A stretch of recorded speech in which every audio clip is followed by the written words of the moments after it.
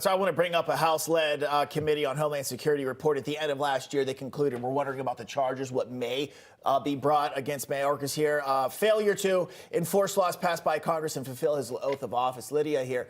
This is more of a symbolic kind of thing, I do believe, as we just discussed there with Charles. But Republican voters kind of expect this to happen, given the catastrophe and given how Democrats have played so nasty against their political opponents.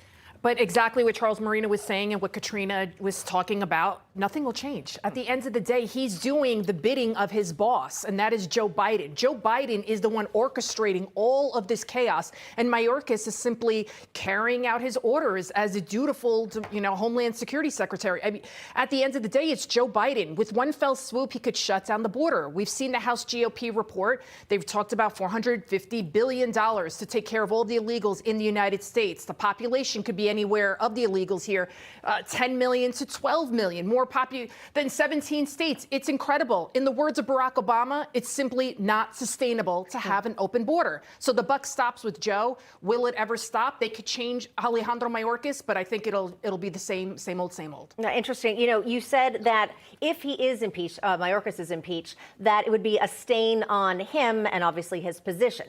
If he is impeached, and using Bob's reference that this could be symbolic, is it also a very dangerous stain on President Biden's first administration?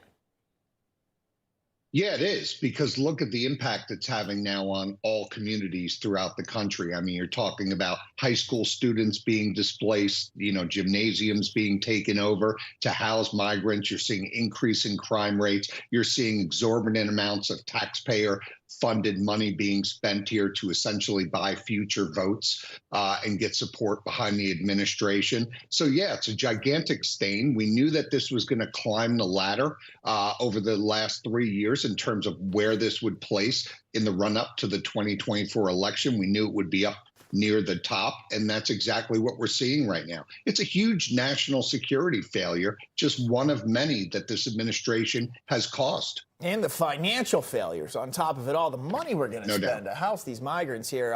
Let's get to this. We know the influx coming in is record-setting here at the southern border.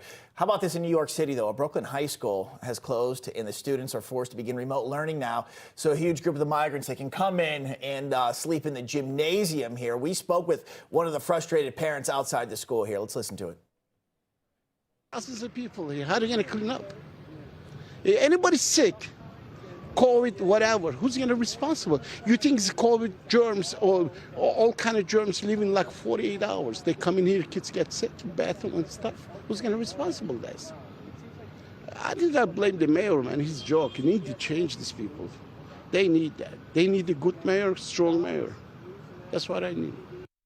Lydia, what a slap in the face to the students, the families. Get out so illegal migrants can come in. So my sources are telling me that it's only going to be a couple of days, but we heard that before, right? With COVID, they're only going to shut it down for remote learning for a couple of days. It could turn into weeks. 73% of this student body at James Madison High School, they come from economically disadvantaged homes. So once again, the Democrat policies, the very people they claim to be protecting and helping, are being hurt the most. Also, it's a ripple effect with the parents. You can't just have your kid go to school and you go to work, so you have to stay home. They could lose their jobs. It's such a domino effect.